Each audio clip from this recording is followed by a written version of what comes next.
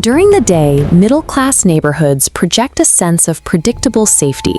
The lawns are orderly, the streets are quiet, and the houses sit in plain view of neighbors who have lived there for decades. This environment makes babysitting seem like an effortless way to make $100. Your primary responsibilities usually involve heating up leftovers and playing the Nintendo 64 until the kids eventually go to sleep. That easy atmosphere shifts the second the parent's car pulls out of lane. The structure remains the same, but the silence of the neighborhood begins to feel heavy. It's just you, the children, and a sudden awareness of how much empty space surrounds the house.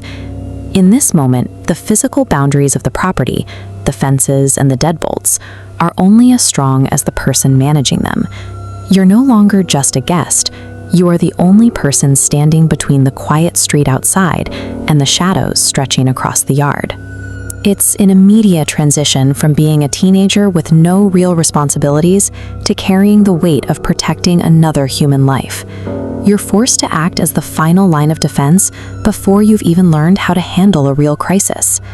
The geography of a home often creates the first point of failure, especially when the backyard merges into dense, unlit woods.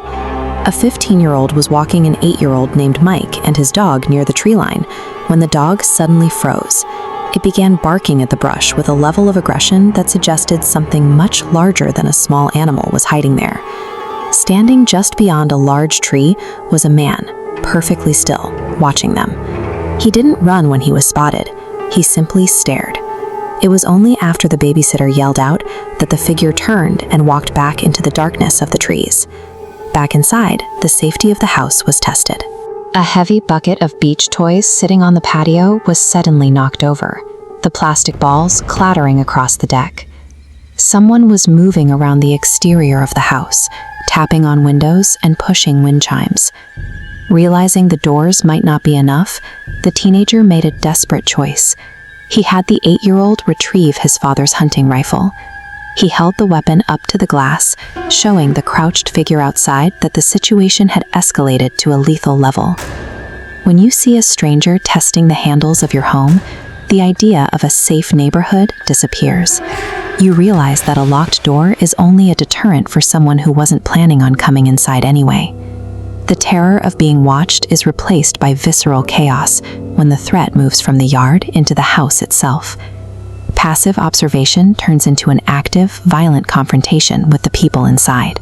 While a teenager watched 4 kids in a basement, the door at the top of these stairs swung wide open. They listened as heavy boots began a slow, deliberate walk down every single step, heading toward the room where the children were hiding.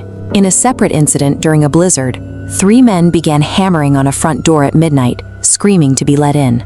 The babysitter ran to the kitchen phone to call for help, but the police had a chilling response. The weather was too bad for an immediate rescue. They were told to hide and wait. As glass shattered in the next room, the babysitter grabbed the child and ran for a toy closet. They sat in the dark, the teenager's hand clamped over the boy's mouth to keep him silent, while multiple men laughed and paced the hallway just on the other side of the closet door. Once a stranger is walking through your hallways, the house ceases to be a sanctuary. The outside world has forced its way into the one place where you are supposed to be untouchable. But the most difficult situation to navigate is when the threat doesn't come through a door or a window. Sometimes the source of the unease is already inside the walls before you even arrive. A babysitter looking after a 12-year-old named Michael noticed the boy spent almost all his time in a large toy closet. He wasn't just playing, he was holding full conversations with someone the babysitter couldn't see, whispering and listening to the empty air. In the middle of the night, the babysitter woke up to a distinct sound coming from that closet. In the total darkness, they heard the unmistakable clicking of plastic bricks being snapped together. The light in the closet was now on. At the bottom of the door, the babysitter saw the clear shadow of 2 feet, followed by a giggle.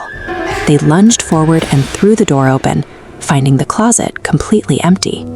Physical intruders can be fought with a rifle or hidden from in a closet, but when the threat ignores the physical laws of the house, there is nowhere left to run. All your preparations and locks become meaningless. Eventually, the immediate danger passes. The police make arrests, The sun comes up, and the parents eventually return home to take back their roles as protectors. But for the person left to manage the crisis, something has changed. The belief that a suburban home is a naturally safe space is revealed to be a fragile assumption that can be dismantled in minutes. Surviving the night doesn't mean the experience is over. You carry the realization that your home is only as secure as the people who choose to respect your privacy, and that some things don't care about your locks at all. We spend our lives securing windows and checking deadbolts to keep the world out, but that provides only a surface-level comfort. Sometimes the things we should be afraid of are the ones that were already waiting for us in the dark.